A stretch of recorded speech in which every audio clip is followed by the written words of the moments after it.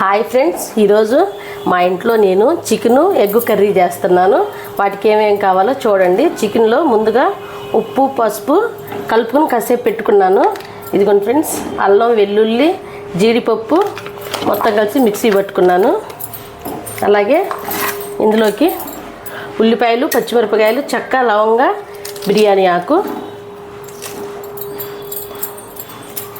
ఇవన్నీ వేసేసుకుని మొత్తం ఇలా కలుపుకోవాలి. ఇదిగోండి ఫ్రెండ్స్, మనకు రుచికి సరిపడినంత కారం. ఓకే ఫ్రెండ్స్, నేనైతే పొయ్యి వెలిగించుకుని సిమ్లో పెట్టుకుంటున్నాను. మంట తగ్గించి పెట్టుకుంటే ఏంటంటే మొక్క బాగా ఉడికి చాలా టేస్ట్గా ఉంటుంది.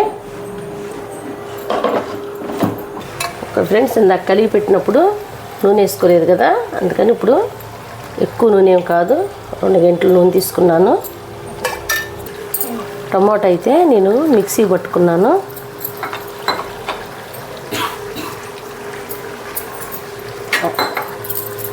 ఓకే ఫ్రెండ్స్, ఇందులో కొద్దిగా గరం మసాలా, కొద్దిగా ధనియాల పొడి, అలాగే చికెన్ మసాలా.